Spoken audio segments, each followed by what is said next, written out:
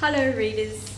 Have you ever wanted to do something and someone said, you can't do that because you're too short, or your feet are too big, or you're a girl, or you're too young, or you're too old?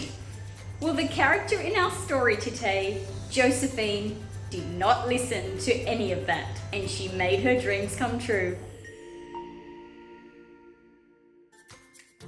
Just before we start, make sure you listen to the beautiful similes that are through this book, which really bring the description to life. Remember, a simile is when we compare one thing to another, as soft as silk. You have a listen. I hope you love this story. Josephine Wants to Dance, written by Jackie French, illustrated by Bruce Watley. To Fuchsia, the roo who danced around our lives, and to Bruce, who turns words into magic. To my new friend Phoebe R, who loves to line dance. Josephine loved to dance. She danced with the brolgas,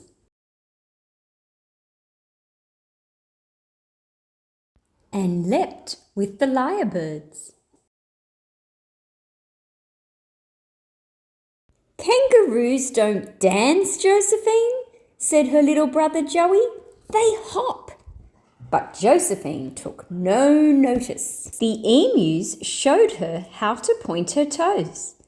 The eagles taught her how to soar to the music of the wind.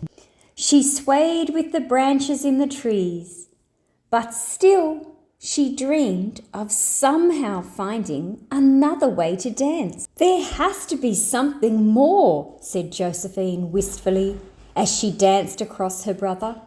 Kangaroos don't dance, Josephine, yelled Joey, ducking his head. They jump. But Josephine kept on dancing. The next day, Josephine found posters stuck on the trees. The ballet was coming to Shaggy Gully. That's how I'd like to dance, cried Josephine, in a pink tutu with silk ballet shoes.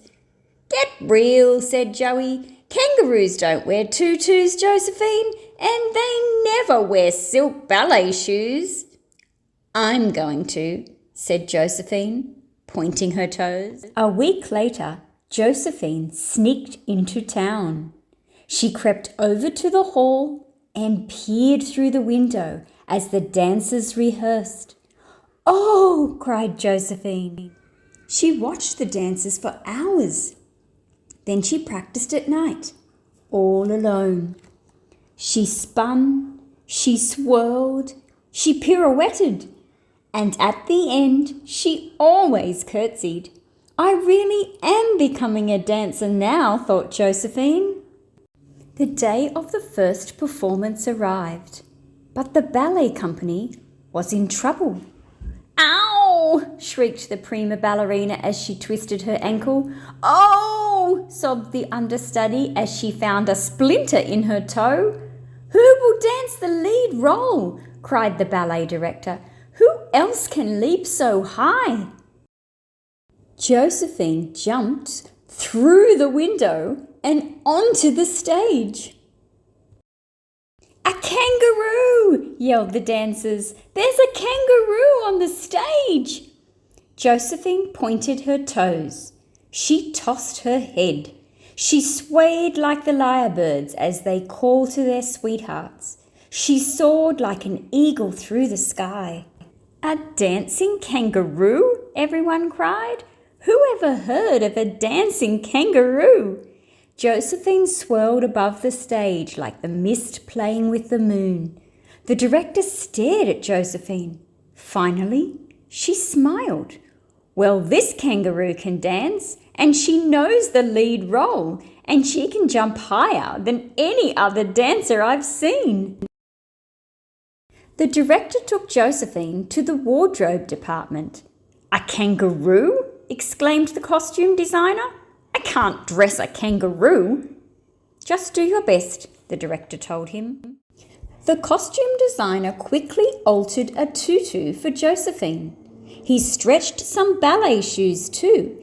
They were probably the longest ballet shoes in the world. At last it was time for the performance. The audience took their seats. The orchestra tuned up. Josephine stood backstage, waiting for the music to begin. "Josephine," hissed Joey through the window, "what are you doing? Come back to the bush at once." "No," said Josephine, "I'm going to dance. In a pink tutu with silk ballet shoes. I'm going to jump higher than any other dancer in the world." The lights dimmed. The orchestra started playing. The curtains opened. The performance began. The ballerinas fluttered onto the stage. 1, 2, 3, 4. And Josephine. Someone in the audience giggled. "It's a kangaroo!"